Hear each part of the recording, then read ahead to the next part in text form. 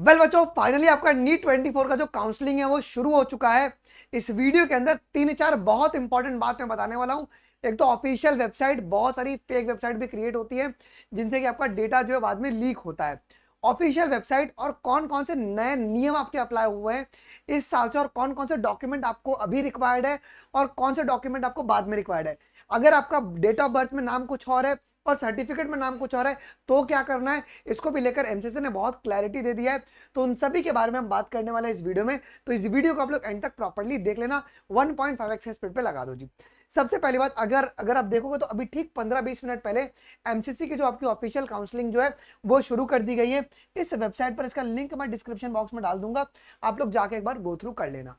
ठीक है, इस तरीके से आपको वेब पेज खुल जाएगा जहां पे आपको अपना नीट यूजी का पहले रोल नंबर डाल देना है, फिर बाद में एप्लीकेशन नंबर, आपका नाम, आपकी मदर का नाम, डेट ऑफ बर्थ, और आपको सबमिट कर देना और आपका रजिस्ट्रेशन प्रोसेस जो है वो बिगिन हो जाएगा जी।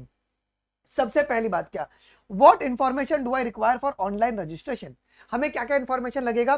तो please know that you will be asked to fill some of the information we are not showing here for a security reasons. अब देखो, that you have given on your application form during your online registration for participating in NEET UG counselling. देखो, आपने NEET का जब form भरा था तो उस समय आपको कंफर्मेशन फॉर्म मिला था, वो फॉर्म लेना बहुत जरूरी है। वो फॉर्म साथ में रखना, जो स्पेलिंग आपका उसमें था वही स्पेलिंग आपका इसमें भी होना चाहिए जी। Therefore keep the copy of the your application form of the NEET UG for the reference. Note important क्या बोला गया है कि please note that on registration window online allotment process you have to fill in exactly the same spelling number as you have filled in your application form. अगर sir H छूट गया, are छूट गया तो प्रॉब्लम हो जाएगा। आपका number same होना चाहिए और जो आपका क्या कहते हैं अल्फाबेट्स है वो एकदम एग्जैक्टली सेम होने चाहिए। इसके लिए आप लोग अपने एप्लीकेशन फॉर्म का रेफरेंस ले सकते हो। ठीक है, अगला प्रॉब्लम क्या जी।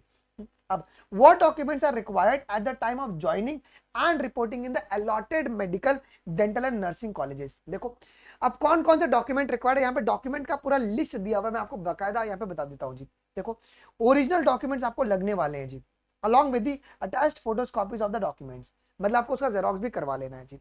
Okay, for the admission to the undergraduate medical dental, ये सब for admission to the allotted college are required at the timing of joining in the allotted medical. जब सीट तुमको अलॉट हो जाएगा तो आपको ये सारे डॉक्यूमेंट्स लगेंगे।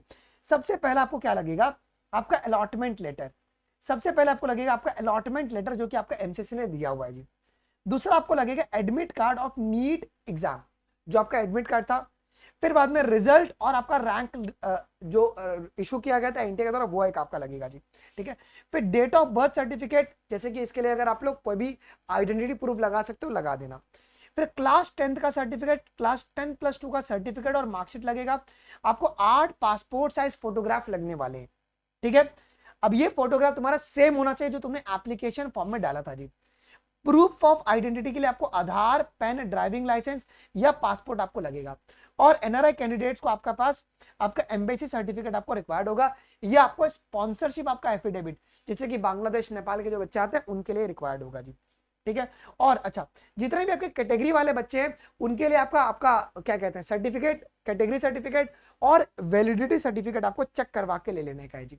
ठीक है, और एक इंपॉर्टेंट पॉइंट यहाँ पे क्या बोली गई है, कैंडिडेट विदाउट ओरिजिनल सर्टिफिकेट और document shall not be allowed to take the admission in the allotted medical और डेंटल कॉलेजेस। सीट अलॉट हो गया इसका मतलब तुम्हारा एडमिशन फिक्स नहीं हुआ है, वो प्रोविजनल एडमिशन हो गया है। ठीक है, आपका डॉक्यूमेंट वेरीफाई होगा, उसके बाद ही आपका एडमिशन जो है वो किया जाएगा। अब सबसे बड़ा problem, sir in case I have a birth certificate या कास्ट सर्टिफिकेट या कोई और सर्टिफिकेट जहां पर रीजनल लैंग्वेज में हमको मिला हुआ है, बर्थ सर्टिफिकेट हिंदी में, जैसे कि मेरा था वो हिंदी में था, मैं बिहार में मेरा डेट ऑफ बर्थ हुआ था मेरा, तो उस कंडीशन में हमें क्या करना है जी। Okay, will be acceptable at the time of reporting, तो उस समय क्या करना है आपको, उसको हिंदी को इंग्लिश में कन्वर्ट कराना है with the help of affidavit. इन्होंने इसमें बोला है certificate issued by the competent authority on the standard format should be in the English और हिंदी लैंग्वेज। ठीक है, ये लैंग्वेज में आपका होना चाहिए। Please remember that some of the state insist for certificate in the English language only. तो महाराष्ट्र में आपका इंग्लिश लैंग्वेज रिक्वायर्ड था मेरे टाइम पर। तो candidates are advised to carry the certified attached copy of the English version of the original certificate in the case certificate issued in the other than the English language along with the original certificate। आप लोग affidavit बनवा लेना कि ये हमारा है और ये हमारा प्रूफ है, जिससे कि तुम्हारे पास वो मैच कर जाए। अगला, अच्छा, if there is a discrepancy in the spelling of the name in the document and the application form, what do I do?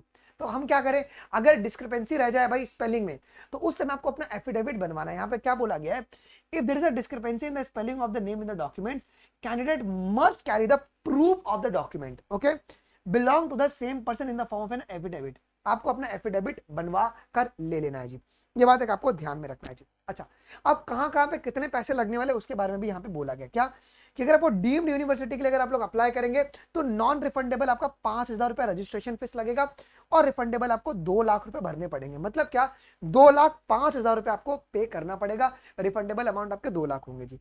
लेकिन अगर आप 15% ऑल इंडिया कोटा के लिए अगर आप अप्लाई करते हैं तो नॉन रिफंडेबल अमाउंट जो है वो आपका 1,000 रुपए रहेगा, किसके लिए, जनरल कैटेगरी के लिए और ईडब्ल्यूएस के लिए, और 500 रुपए आपका रहेगा for SC ST OBC PWD candidates के लिए।